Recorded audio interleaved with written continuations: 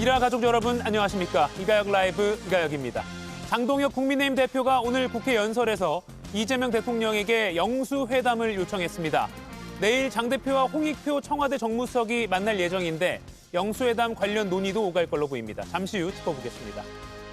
이 대통령이 연일 다주택자를 겨냥하는 온라인 메시지를 쏟아내고 있습니다. 청와대 참모 중에서도 다주택자가 적지 않은데 이들은 어떻게 할지도 관심이 쏠립니다. 그럼 오늘 함께할 여야 해설위원 소개해드리고 백다 앵커의 브리핑으로 첫 번째 이슈 보겠습니다.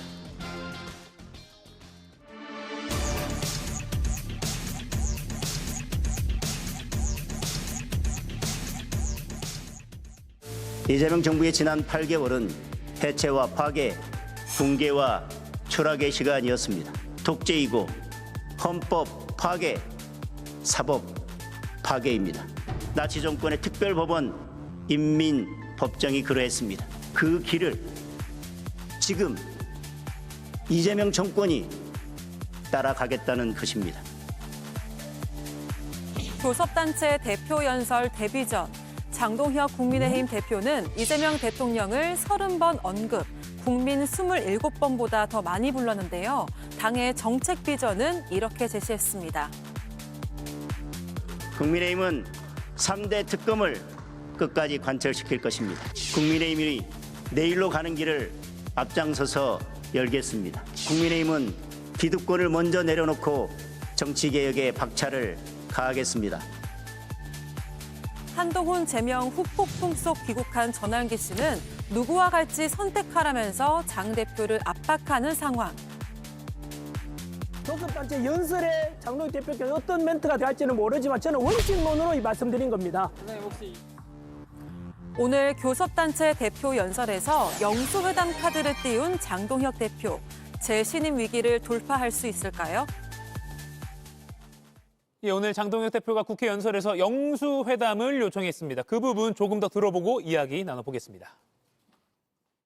국민 여러분, 저는 오늘 이재명 대통령에게 다시 한번 영수회담을 요청합니다. 지금은 이재명 정부의 골든타임입니다. 더 이상 허비할 시간이 없습니다. 저는 이재명 정부의 실패를 바라지 않습니다. 정부의 실패가 나라의 쇠퇴와 국민의 좌절로 이어지는 것을 뼈저리게 보아왔기 때문입니다. 특검 추진 등 정치 현안도 허심탄회하게 논의했으면 합니다.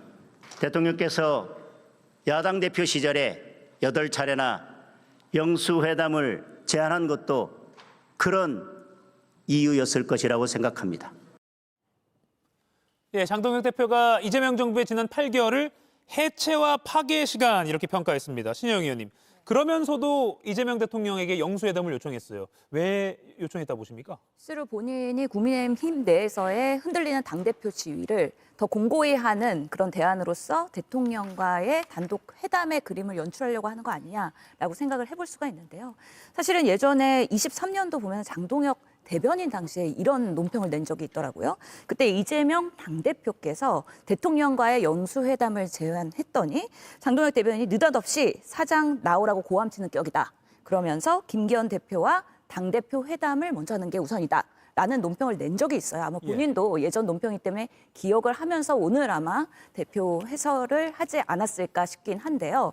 이재명 대통령께서도 실제로 작년 8월에 미국 순방 이후에 장동혁 당대표, 신임 당대표와의 만남을 제안했을 때 오히려 장동혁 대표는 아니 단순히 만나는 건 의미가 없다. 뭔가 성과가 있는 야당의 이야기가 충분히 수용되는 만남이어야 된다. 그렇기 때문에 영수회담을 할 때는 항상 그 이전에 여러 가지의 아젠다 그리고 논의 과제 이런 수순을 밟아서 진행을 해야 되는 건데 단식하고 나온 이후에 한동훈 제명으로 인해서 본인의 그런 입지가 흔들리는 상황이 오히려 국면 전환용으로 영수회담을 가져 나온 거 아니냐. 오히려 이재명 대통령도 말씀하시기를 우선은 국회에서의 소통의 시간 그리고 나서 야당 대표가 필요하고 유용할 때 만나야 된다고 했기 때문에 아예 영수회담을 거부한 건 아니고요. 적절한 시점에 준비가 되면 만나겠다는 의지는 있지만 지금 타이밍은 아직 준비가 되지 않았다라는 대통령의 의중이 있지 않았나 또 말씀드립니다. 예, 김기용 의원님. 신영 의원은 지금 당내 어떤 내홍을 그런 국면을 전환하기 위한 영수회담 요청이다라고 분석을 했거든요. 그런 게 아니고요. 야당의 존재 이유는 정부에 대해 잘못한 길을 가고 있을 때 제동을 거는 역할 아닙니까? 이재명 대통령께서는 안타깝지만 피고인 아니십니까? 그렇기 때문에 사법부의 시효 발언도 하시면 안 되는데 민주당이 이재명 대통령의 뜻을 잘 받드는지 모르겠지만 재판이 중지된 상태에서 나가서 재판을 아예 삭제하려고 하고 배임죄 같은 경우는 유죄 판단이 되는 그 배임죄는 아예 없애려고 하고요. 이번 달에 통과시키려고 하는 게 뭡니까? 법 왜곡죄 그리고 대법관을 14명에서 26명으로 늘리고자 하고 대법 3심제를 넘어서 헌재에서 사실상 최종 결정을 할 수 있게끔 4심제를 도입하고자 하는 사실상 입법과 행정 권력을 가졌는데 사법 권력까지 좀 더 영향을 미치려고 하는 부분이 있습니다. 그리고 또 먹고 사는 문제 중에서 가장 큰 부동산 문제 관련해서 공급을 한다고 하지만 사람들이 볼 때 이거 부동산 시장을 안정하기엔 턱없이 부족하다고 느낄 수밖에 없는데 예. 이 와중에 이제 세금으로 사실상 수요를 분질러 틀기 위해서 이런 말씀을 하시는데 그 와중에 국민을 대상으로 굉장히 강한 어조로 비판을 하시지 않습니까? 뭐 마귀다, 뭐 그런 표현까지 쓰고 계시는데 이런 상황에 있어서 야당 대표로서 당연히 지금의 정부의 잘못된 길에 대해서 분명한 제동과 그리고 영수회담을 통해서 야당과 국민의 목소리를 좀 경청해 주십사 하는 예. 바람이 담긴 발언이다 이렇게 봅니다. 사법개혁안이나 부동산 정책 등에 대한 어떤 정책 논의를 위한 요청이다 이렇게 또 다른 의견을 제시해 주셨습니다. 그러면서 장동혁 대표가 3대 특검을 논의하자라고도 했고요. 그런데 공교롭게도 내일 오전에요. 홍익표 청와대 정무수석과 장동혁 대표가 만나기로 되어 있습니다. 김유영 의원님, 이 자리에서 영수회담 하자 말자 또는 하자고 합의가 되면 뭐 언제쯤 만나자 이런 거 논의가 될까요? 장동혁 대표는 무조건 영수회담을 성사시켜야 하는 입장입니다. 우선 아까 말씀하셨다시피 명분은 충분합니다. 이재명 대통령께서 민주당 대표 시절 때 충분히 영수회담에 대해서는 필요하다는 점을 많이 언급했기 때문에 장동혁 대표가 명분은 분명히 가지고 있습니다. 그렇지만 왜 더 특별하게 더 요구를 할 수밖에 없는 상황이냐면 장동혁 대표가 직전에 단식을 하셨지 않습니까? 그 단식의 명분이 2대 특검을 받으라는 명분이었습니다. 하지만 단식이 끝났음에도 민주당에서는 어떠한 반응도 없었고 이재명 대통령 역시도 특검을 전혀 받을 마음이 없는 상황이지 않습니까? 그렇기 때문에 무엇인가 성과를 내야만 당내 구성원들이나 본인의 단식에 대한 정당성을 부여할 수 있는 상황인 겁니다. 그렇기 때문이라도 어쩌면 지금 영수회담을 성사시킨다면 예. 일종의 지지층이나 당원들에게 어느 정도 소구할 수 있는 메시지는 던질 수 있을 거라고 봅니다. 근데 저는 영수회담을 하는 것도 중요하지만 영수회담에서 야당 대표가 어떤 것을 가지고 가는 것도 굉장히 중요합니다. 지금 저희가 국민의힘이 소수 야당이기 때문에 어떤 것을 얻기 위해서는 지지율이 굉장히 높거나 아니면 정책적으로 우리가 국민의힘이 민주당과 다른 차별성을 통해서 얻어야 되는데 지금 그런 상황은 조금 부족해 보이는 게 현실이라서 장동혁 대표가 영수회담을 하기에 앞서서 뭔가 좀 전향적인 모습 또는 지지율을 반등할 수 있을 만한 정책적 카드를 먼저 마련하는 게 우선이지 않을까 싶은 생각은 듭니다. 예.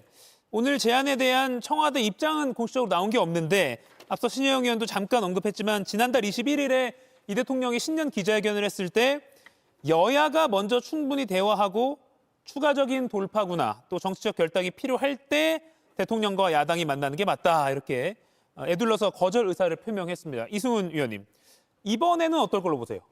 이번에 똑같지 않을까요? 당연히 만날 이유가 없죠. 일단은 장동혁 대표가 현실 인식이 없어요. 지금 국민들은 이재명 정부 들어서 정말 잘 되고 있다. 코스피도 5천을 넘어서 5,300까지 갔더라고요. 그러면 민생 경제가 살아나고 있잖아요. 그런데 보니까 뭐 정부가 국가가 해체되고 있다, 파괴되고 있다, 추락, 붕괴, 온갖 뭐 이상한 소리들을 다 하고 있는데 이거 정말 장동혁 대표가 현실 인식이 정말 없구나. 과거 윤석열 정부 때의 인식 수준이에요. 이런 분과 무슨 대화를 하겠어요. 일단 대화를 할 게 없는 거고. 두 번째는 장동혁 대표는요. 이재명 대통령을 만날 게 아니라 고성국 씨하고 전환기 씨를 만나야 돼요. 아니 지금 전환기 씨가 귀국하자마자 그러잖아요. 원내 교섭단체에 너희들 뭐라고 말할지 모르겠지만 내가 한번 보겠다. 만약에 윤석열 전 대통령과 절연하면 나도 장동혁 대표를 절연하겠다고 하는 거죠. 무서워서 어떻게 뭐를 원내 교섭단체 얘기를 하겠어요. 그래서 전환기 씨하고 고성국 씨를 먼저 만나고 이 사람들이 대통령과 영수회담을 했을 때 무슨 얘기를 꺼낼 건가에 대한 하명을 받고 만나야 되는 거예요. 그렇지 않으면요, 대통령 만나고 나서 이 사람들이 절연하자고 하면 어떻게 할 겁니까? 그런 측면에서 일단은 뭐 이분들부터 만나야 되는 것이고, 자꾸 한동훈 대표와 얘가 지금 뭐 제명하려고 하니까 단식을 했잖아요. 근데 이제 단식하고 돌아오니까 한동훈 전 대표를 제명했잖아요. 예. 제명하니까 지금 재신임 투표하자고 하니까 영수회담 하자는 거잖아요. 지금 당동혁 대표는 정치를 하셔야 되는데 자꾸 한동훈 컴플렉스에 막혀가지고 한동훈 전 대표에게서 빠져나올 방법만 구상하고 있는 거예요. 지금 지방선거가 얼마 안 남았는데 아직도 한동훈 전 대표를 어떻게 해야지? 이 고민만 하고 있으니까 이재명 대통령이 만나드릴 수가 없죠. 안타깝게도. 예. 청와대 입장이 나오면 또 전해드리겠습니다. 그리고 오늘 장동혁 대표가 연설에서 언급한 부분 중에 선거 연령을 16세로 낮추자, 이런 연설 내용도 포함이 되어 있었습니다. 신혜영 의원님. 젊은 층 표심은 국민의힘 우리가 유리하다, 이런 판단이 깔린 걸까요? 그렇죠. 바야흐로 지방선거에 이제 시즌이 되니까 국민의힘도 나름의 유리한 전략에 대한 그동안에 뭔가 계획이 있었겠죠. 그중에서 이제 2030의 그런 젊은 층의 보수화, 그리고 사실은 16세부터 정당 가입이 가능하도록 정당법이 개정된 게 22년도거든요. 그렇기 때문에 이제 16세에서 18세 사이는 정당 활동을 할 수 있고, 또 18세부터는 이제 투표에 참여할 수 있는 것으로 점점 우리 세대에서의 투표 참여율의 나이가 하향되고 있는 건 사실입니다. 그런 면에서의 국민의힘은 16세, 17세에 대한 선거 참여, 출마 이런 부분에 있어서도 적극적으로 검토하겠다고 하는 건데요. 예. 사실은 이 16세면 나이가 고등학생들을 포함하는 거거든요. 네. 빠르면 중3도 될 수가 있고요. 우리나라의 그런 민주 시민 교육에 대한 빠른 뭔가 접근, 이런 면에서는 긍정적인 부분이 분명히 있긴 합니다. 그런데 아직까지는 이런 부분에 있어서 그 나이대가 책임이나 아니면 판단력, 이런 부분에 있어 충분히 우리가 정치에 대해서 그들이 이해도가 있을 것이냐, 그럼 사전에 교육이 돼 있느냐, 얼마나 민주주의에 대한 시민교육이 시스템에 갇혀 있느냐, 이런 부분들이 먼저 나오고 나서 그다음에 정당 활동과 사실은 이제 출마까지도 이야기가 되는 건데, 너무 급작스레 지선 앞두고선 나온 거기 때문에 이런 부분은 정개특위가 만들어지고 공직선거법이 이제는 개정돼야 되는 사안이거든요. 그렇기 때문에 너무 불쑥 들고 나왔고, 그렇기 때문에 좀 갑작스러운 부분들이 분명히 있는 것이죠. 네, 김영 의원님. 갑작스러우셨어요? 어땠어요? 저는 이건 갑작스럽지 않다고 생각합니다. 왜냐하면 민주당에서는 충분히 많은 준비를 해왔기 때문입니다. 오늘 장동혁 대표가 제안했는 내용 중에서 민주당이 거절할 수 없는 명분이 가장 잘 갖춰진 내용이 이 내용이었습니다. 민주당 같은 경우는 2020년, 즉 당시에는 당원 가입이 18세부터 가능했었지만 2020년에 이미 예비당원 가입 협의체를 만들었었고요. 1618위원회라고 해서 16세 이상, 즉 당시 시점으로 당원이 가입이 안 되는 학생들을 대상으로 16세부터 예비당원 체제를 만들었었습니다. 그만큼 민주당에서 오랜 시간 이 예비당원 체제를 만들었기 때문에 청소년의 정당 활동에 대해서 준비를 많이 해왔습니다. 민주당은 과거에 주장해왔고 그때 당시에 입당식도 했었고요. 그 입당식에는 민주당 현역 국회의원들도 참석을 했었습니다. 물론 급한 상황이기 때문에 이 법을 개정하는 과정이라든지 아니면 논의 과정에서 수기할 부분이 충분히 있지만 이미 민주당에서는 과거에 협의체를 만들었을 만큼 준비가 튼튼히 되었기 때문에 저는 민주당에서는 이 논의에 대해서 환영할 줄 알았습니다. 저는 충분히 이 문제에 대해서는 전향적으로 판단하고 긍정적인 방향으로 나아가야 된다는 점을 말씀드리겠습니다. 예. 에너지경제신문 의뢰로 리얼미터가 조사한 정당별 지지도를 한번 볼게요. 1월 셋째 주부터 넷째 주, 다섯째 주 쭉 저희가 보여드릴 건데, 보시면 파란색이 더불어민주당, 빨간색이 국민의힘입니다. 왼쪽은 전체 응답자, 오른쪽은 18세부터 29세로 이른바 10대, 20대 젊은 층으로 저희가 응답자를 한정한 건데요. 보시면 18세에서 29세 젊은 층의 응답자에서 1월 셋째, 넷째, 다섯째 주 모두 국민의힘의 지지율이 상대적으로 민주당이 배서 높은 걸 볼 수가 있습니다. 이승훈 의원님, 이런 결과가 있기 때문에 이런 제안을 했다고 보세요? 오늘 장동혁 대표의 제안 어떻게 보세요? 뭐 당연히 뭐 이 여론조사 보고 했을 것 같아요. 그래서 어떤 국가의 어떤 정치적인 미래를 보고 하는 것이 아니라 여론조사에서 20대에서 우리가 많이 나왔네?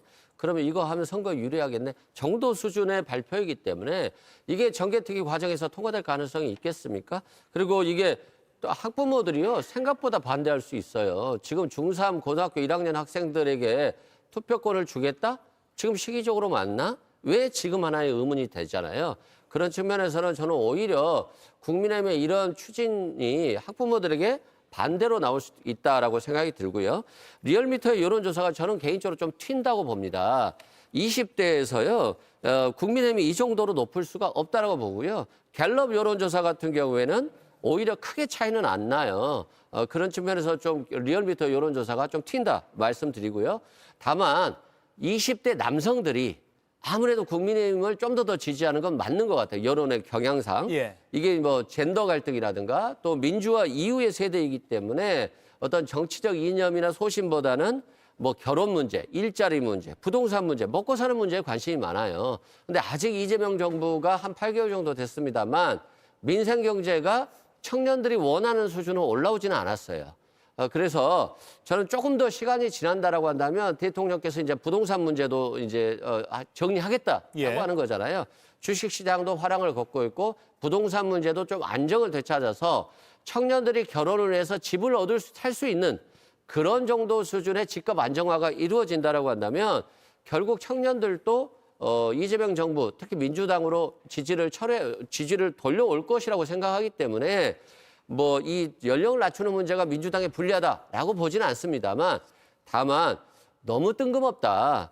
좀 예열 과정이 필요한데 갑자기 여론조사 보고 원내대표 교섭단체 연설을 한 것이 아닌가라는 생각이 듭니다. 예, 지금 보여드리는 그래픽 왼쪽은 이제 리얼미터고요. 오른쪽은 한국갤럽입니다. 조사 기간별로 저희가 이번에는 배치를 해봤고요. 18세부터 29세 응답자를 한정했을 때 방금 이승훈 의원이 말한 대로 한국갤럽의 경우에는 오른쪽이요. 1월 넷째 주와 다섯째 주는 10대, 20대임에도 불구하고 민주당보다 상대적으로 지지도가 낮은 모습을 볼 수가 있습니다. 김기용 의원은 오늘 장동혁 대표의 이 연령 낮추자 제안 어떻게 평가하십니까? 저희가 갑자기 한 게 아니고요. 당원은 16세부터 고1부터 할 수 있습니다. 그러면 당원은 16세부터 정치적인 활동을 할 수 있는데 투표권이 18세부터 있다? 그건 맞지 않지 않습니까? 19세에서 18세로 그 선거 연령, 투표 연령을 낮출 때 민주당이 굉장히 적극적이었습니다. 민주당이 반성해야 될 대목은 뭐냐면요. 낮추는 게 유불리가 있다, 뭐 국민의힘이 유리하다, 민주당이 불리하다 이게 아니라 왜 젊은 10대, 20대가 민주당보다는 국민의힘을 좋아하는가 이 부분에 대해서 반성을 하셔야 됩니다.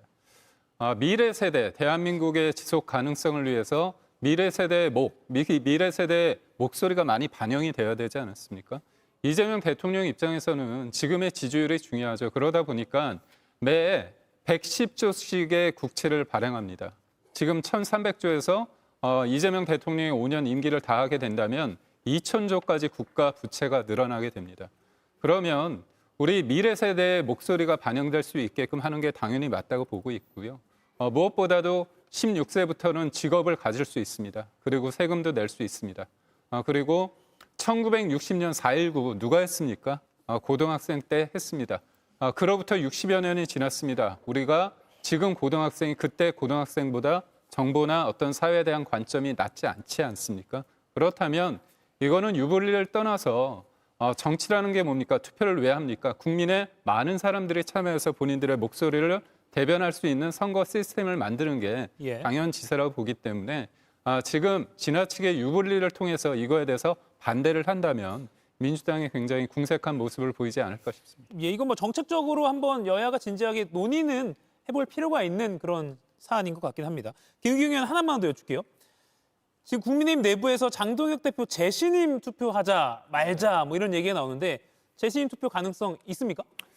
제가 볼 때는요. 재신임 투표를 처음에 김용태 전 비대위원장이 얘기를 했습니다. 그리고 이미자 의원께서 하자고 했는데요. 정작 한동훈 전 대표 측에서 이 부분에 대해서 이거는 상관없다. 무조건 장동혁 대표가 사퇴해야 된다. 그렇게 얘기를 하셨습니다.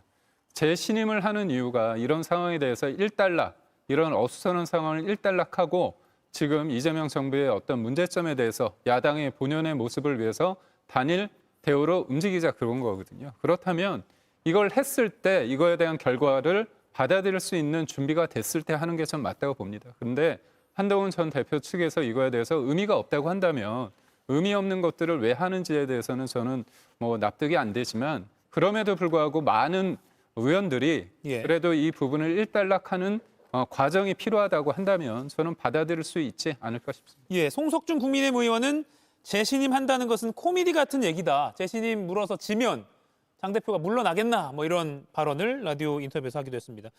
신영 의원은 민주당에서 상대당에서 보시기에는 지금 이 상황 어떻습니까? 재신임 가능성 있다 보세요?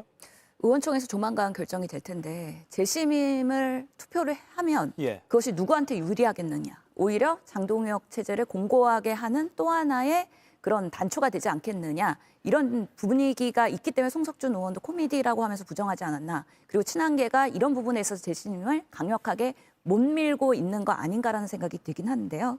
지금 한동훈 전 대표 제명 때문에 사실 단식을 했고 그것으로 인해서 나름의 집토끼들을 집결시킨 장동혁 대표이지만 그럼에도 불구하고 당내 분란이 해결이 되고 있지 않고 이런 복잡한 갈등 속에서는 지선 준비가 어렵다라는 판단 하에 의원들이 그럼 이렇게 한번 다시 정리하고 가자라는 면에서의 재신임 투표의 필요성을 얘기하고 있는 것 같습니다. 예. 결국에는 장동혁 대표가 재신임을 받게 되면 아무래도 결국에는 극우의 유튜버인 전한길, 고성국 이런 분들의 도움을 받을 수밖에 없을 거라고 생각이 듭니다. 그래서 강성 지지층들을 본인들에게 집결하기 위해서 결국에는 극우 쪽의 목소리가 더 결탁할 수밖에 없는 악순환이 발생할 수밖에 없다라는 부분이 있고요. 그럼에도 불구하고 재신임을 받게 되면 결국에는 이제는 사퇴하라는 압박을 방어할 수도 있고 예.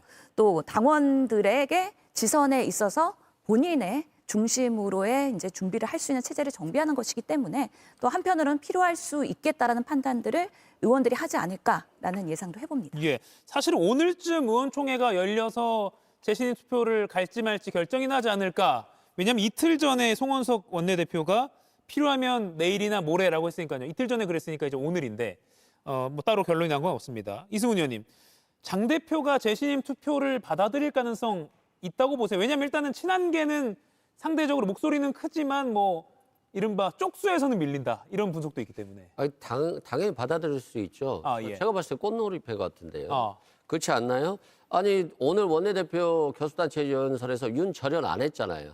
그러면 전한길 씨라든가 고성국 씨라든가 또는 구속되어 있는 정광훈 씨도 다 장동혁 대표를 밀지 않겠어요? 그렇다고 한다면 유튜버에 장악된 당이기 때문에 당연히 재신임이 되겠죠. 그러면 명분도 없고 한동훈 전 대표에 대한 제명도 명분이 있는 거잖아요. 그러면 앞으로 지금 그만둬라라고 하는 요구가 하기 좀 애매한 부분이 있죠. 그래서 장동혁 대표 입장에서는 받아들일 수 있다. 그런 측면에서 이미자 의원이 또 얘기를 한 것 같고요. 다만 뭐 이분들이 재신임 투표를 하든 뭐 국민들 입장에서 보면 무슨 상관이 있겠어요. 국민들 솔직히 관심 없어요. 다만 뭐 보수의 국민들 같은 경우는 장동혁 대표가 좀 정상적으로 당을 운영해서 좀 창피하지 않게 그런 모습을 좀 보고 싶을 것인데 예. 그것에 대해서 관심이 없잖아요. 중도 보수에 대한 관심보다는 극우 보수에 대한 관심이 높아지고 있기 때문에 결국 장동혁 전 대표가 전격적으로 재신임 투표를 받아들일 가능성이 굉장히 높다라고 생각됩니다. 김영희 의원 어떻게 보십니까? 친한계로 분류되는 김영희 의원님. 일단 지금 장동혁 대표는 본인의 사퇴 요구에 대해서 면피하고자 재신임을 꺼냈다고 저는 봅니다. 예. 장동혁 대표 입장에서는 어떻게 보면 지금 요구받는 사항은 전두환 씨의 사진을 저희 당사에 거는 거라든지 아니면 윤석열 전 대통령 절연 요구에 대해서 지금 어떠한 입장을 명확하게 안 드러내고 있는 상황이지 않습니까? 사실 정당은 궁극적인 목표는 정권을 창취하는 정권을 만들어가는 과정인 건데 예. 근데 지금 그 장동혁 대표의 가지고 있는 방향성으로 정권을 창출할 수 있습니까? 불가능하지 않습니까? 그런 거에 대한 요구는 어떻게 보면 정치적인 겁니다. 당대표로 뽑혔을 때는 단순하게 모든 걸 당원들에게 묻는 것이 아니라 당이 정권을 창취하기 위해서 만들어내기 위한 과정에서 어떤 역할을 하는 건 정당 당대표로서의 정치행위를 해야 되는데 그런 모습을 못 보이는 점에서 굉장히 저는 아쉽다고 생각을 합니다. 당대표가 해야 될 역할은 정권을 어떻게 하면 만들 수 있을지에 대해서 명확한 목표를 제시하고 그 과정을 만드는 방법이라고 저는 생각을 합니다. 지금 장동혁 대표가 보이는 모습은 그런 모습과는 상당히 거리가 떨어진 모습이라고 생각을 합니다. 예, 김경희 의원님. 짧게요. 국민의힘은 정청래 대표처럼 민심의 바다가 딴지일보 게시판이라고 생각하지 않습니다. 전한길 강사가 처음에 지도부가 만들어졌을 때 뭐 지명직 최고가 될 거다 그런 얘기 있지 않았습니까? 그런 일이 없지 않습니까? 그리고 제가 말씀드렸지만 고성국 유튜버가 말씀하신 전두환 전 대통령 관련해서 사진을 걸자 이 예. 부분에 대해서 동의하는 사람은 없습니다. 그렇기 때문에 사안을 뭐 고성국, 그다음에 전환길 몇몇의 유튜버 가지고 국민의힘이 움직이고 있다고 하는 거는 당원과 국민에 대한 어떻게 보면 과한 어떻게 보면 명예훼손이 아닐까 싶습니다. 예, 그 부분인데요. 고성국 씨의 전두환 씨 사진까지 당사에 걸어야 된다는 주장에 이어서 어제 전한길 씨가 해외에서 오래 머물다가 인천공항을 통해서 입국했는데 이게 또 떠들썩했습니다. 그리고 전한길 씨가 말하길 윤석열과 절연하는 순간 저 역시 장동혁 버릴 것이다. 엄포를 놨습니다. 신영희 의원님. 뭔가 보수 또는 극우 유튜버 덫에 걸렸다. 장동혁 대표가. 이런 분석도 나오거든요. 그럴 수밖에 없죠. 당대표 선거할 때부터 이들의 도움 받지 않았습니까? 그래서 지금 윤 어게인과 단절 못하고 있는 지금 국민의힘이잖아요. 고성국 씨 징계 안 하니까 계속해서 당에 사진 걸어야 된다고 아직까지도 주장하고 있습니다. 그리고 배현진 의원 뭐 이제 제소하지 않았습니까? 고성국 씨가 당내에서 큰 스피커인 것도 맞고 전한길 씨 진짜 화려하게 지금 입국하는 장면을 여러분들 예. 보고 계시는데요. 그만큼 극우 그리고 보수에서는 영향력이 상당히 있다라는 것을 다시 한번 입증하게 되는 것이죠. 그렇기 때문에 큰 소리로 윤석열 잡을 거냐, 한동훈 선택할 거냐. 만약에 윤석열 버리면 나도 절연할 거다라고 한동훈 당대표에게 압박할 수 있는 사람들이라는 거죠. 그렇기 때문에 장동혁 대표는 지금 뭐 재신임의 그런 위기에 놓여 있는 상황에서 이 두 스피커를 잡을 수밖에 없고 같이 가야 결국에는 지선에서 일부라도 승리할 수 있다라는 희망을 갖고 있지 않을까. 그러면서 이들이 계속해서 앞으로 선거가 가까워지면 목소리를 더 커질 수밖에 없다. 그리고 그들의 소리를 반영할 수밖에 없는 국민의힘의 지금의 기전일 수밖에 없다라고 말씀드리겠습니다. 예, 설 연휴 전쯤에 당면 개정 윤곽이 드러날 것 같은데 그게 어떻게 될지 좀 궁금하고요. 김종혁 전 최고위원 관련한 이슈 하나만 짚어보고 두 번째 토론 이슈로 넘어가겠습니다. 아크로비스타, 서초동에 있는 윤 전 대통령 부부의 자택이죠. 윤석열 검찰총장이 정치에 투신한 직후에 대선 출마를 이제 가늠하고 있을 때 김종혁 전 최고위원이 윤 전 대통령의 그 아크로비스타 자택에 가서 면접을 봤다. 그런데 여기에 떨어졌다. 그래서 지금 이렇게 한동훈 전 대표 쪽에서 윤 전 대표를 향한 비판적 목소리를 크게 내고 있다. 이런 취지의 대화가 정진석 전 대통령 비서실장과 박덕흠 국민의힘 의원 간에 주고받은 텔레그램 메시지에서 드러나서 좀 논란이 되고 있습니다. 지금 보고 계시는 이 그래픽인데요. 저희가 글씨가 작은 화면이라 이렇게 다시 여러분들이 보기 쉽게 재구성을 했습니다. 김기웅 의원님, 김종혁 전 최고위원이 면접을 본 거는 사실입니까? 당시 상황을 좀 알고 계시죠? 면접을 받는지는 모릅니다. 예. 저는 잘 모르겠고 아크로비스타에 가셨는지 안 가셨는지 잘 모르겠습니다. 다만 제가 저 상황을 보면서 좀 동의할 수 없는 부분이 뭐냐면 저는 아크로비스타에 갔습니다. 저는 원래 일면식도 없었지만 문재인 정부 5년 그래서 정권 교체가 돼야 된다고 생각했기 때문에 일면식도 없이 갔고 저는 2시간 반 동안 얘기를 했습니다. 근데 주로 제가 얘기했습니다. 제가 현안을 바라보는 관점을 얘기하고 그다음에 어떤 식으로 해야지 이기는지에 대해서 얘기를 했는데 저는 의외였습니다. 제가 KBS 기자를 19년간 했기 때문에 제가 얘기하는 부분에 대해서 말씀을 하시는데 공통 분모가 있더라고요. 저는 정치인의 가장 중요한 게 말이라고 봅니다. 그 말은 자신이 어떻게 살아왔는지에 대한 삶의 이력에서 묻어나는 게 말의 힘이라고 보는데 근데 김종혁 전 최고 같은 경우는 한 2시간 동안 본인은 다 일방적으로 얘기만 듣고 왔다고 얘기를 하잖아요. 예. 그래서 저는 제가 사실 잘 얘기를 했거든요. 왜냐하면 저도 제 나름대로 새로운 어떤 도전을 해야 되는 시점이기 때문에 예. 이 사람을 믿고 내가 과연 할 수 있을까에 대한 그런 겁니다. 그런데 2시간 동안 얘기만 듣고 내가 원래 가려고 했었다 다음 날. 예. 근데 물론 다음 날 뭐 상황이 안 좋아졌기 때문에 안 갔다 말씀하시는데 본인의 얘기를 일방적으로 2시간 동안 듣고 있는 상태에서 내가 새로운 결정을 한다? 그게 과연 가능한지에 대해서는 저는 뭐 납득은 되지 않습니다. 예. 참고로 김종혁 전 국민의힘 최고위원은 앞서 그 텔레그램 내용에 대해서 새빨간 거짓말이다. 아크로비스타에 가본 적이 없다. 윤석열 총장이 보자고 해서 만난 것은 맞다라고 밝힌 바가 있고요. 그리고 당시에 몇 달 뒤에 전화 와서 오실 때가 됐다라고 하길래 거절했다라고도 밝힌 바 있습니다. 참고로 저도 윤 전 대통령이 서울중앙지검장일 때 제가 검찰 출입 기자여가지고 지검 반장이어서 이렇게 몇 번 독대를 한 적이 있는데 방금 말씀하신 것 또는 김종혁 전 최고가 말하고 있는 그 내용 둘 중에 하나의 스타일로 전 당해봤거든요. 어떤 것인지 말하지 않겠습니다. 누군가 일방적으로 말을 하는 상황을 저는 당하긴 했는데 네, 개인적인 의견입니다. 신영 의원님. 예.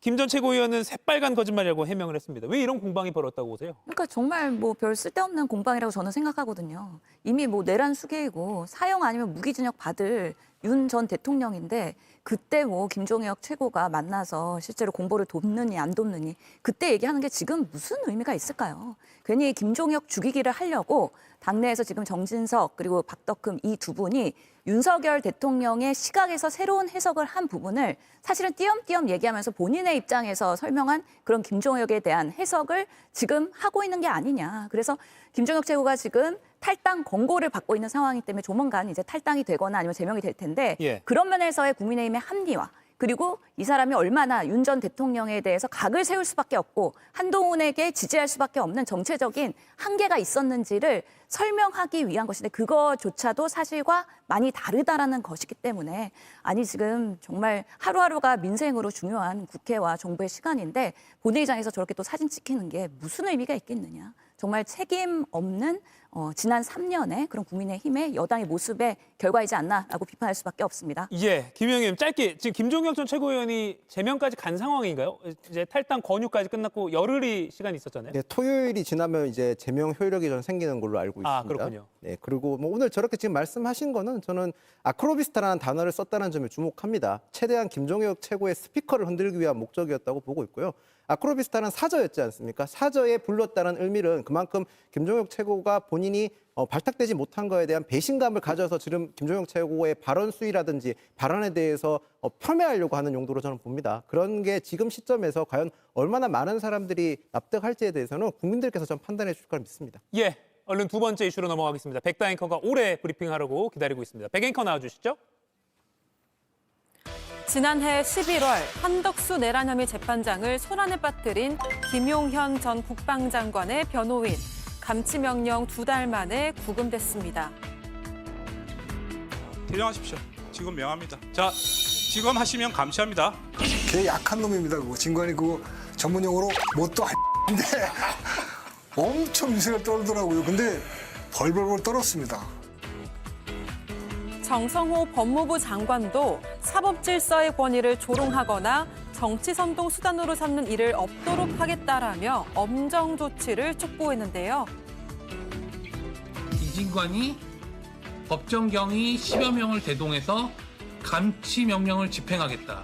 본인이 스스로 내린 그 감치 명령문을 무슨 마패처럼 들이들고 연일 사법부를 공격했던 김용현 변호인들. 지금은 이진관 판사에 대한 비판 영상 하나만 남긴 채 모두 비공개 처리한 상태입니다. 예, 이하상 변호사, 김용현 전 국방장관의 변호인단 중에 한 명입니다. 감치 집행에 직접 나선 사람이 바로 이진관 부장판사입니다. 그러자 김용현 변호인단이 강하게 이렇게 반발했습니다. 이런 사람을 법관이라고 부르는 게 적절한지도 의문입니다만 이진관에 의해서 이하상 변호사가 감치되었습니다.